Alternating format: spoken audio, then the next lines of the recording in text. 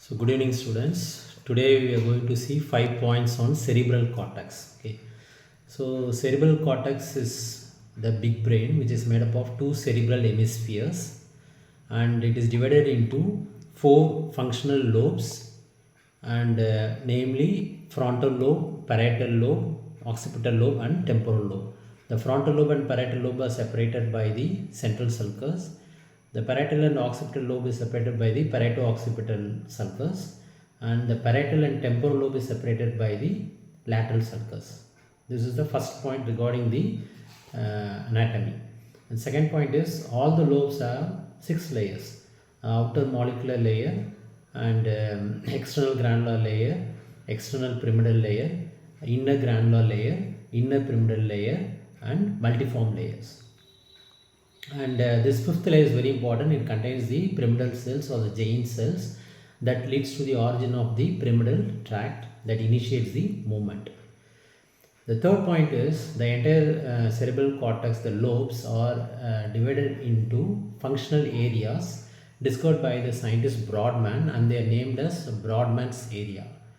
So the frontal lobe is mainly motor in function and contains a very important motor area number 4, which is located in front of the central sulcus, and this area 4 is initiating the movements.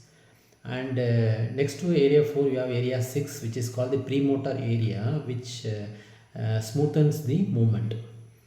And we have the prefrontal lobe, which is a part of the frontal lobe, which is connected to limbic system, and it controls the judgment, emotions and memory.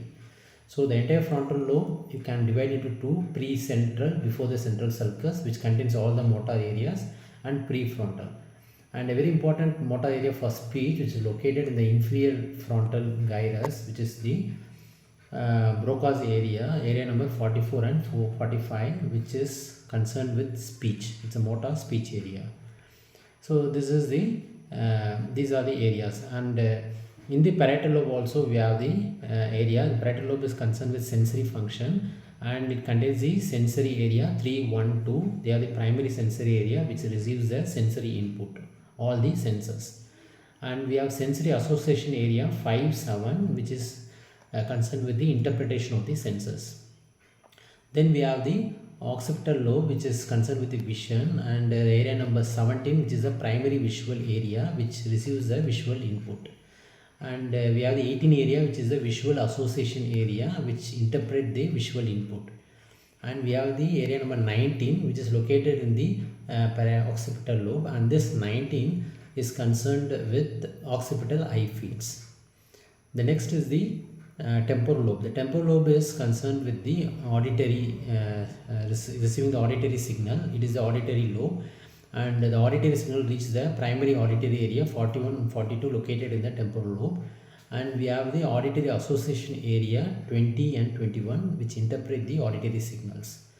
So these functional areas you have to remember as the next important point after the structure of the cerebral cortex. And the last fifth point is the damages occurring. The one important applied aspect is Kluver-Bucy syndrome, which is the damage, which is the experimental done on the monkeys, where the temporal lobe is removed, which removes the amygdala, and the animal shows it shows aphasia because of the loss of the temporal lobe.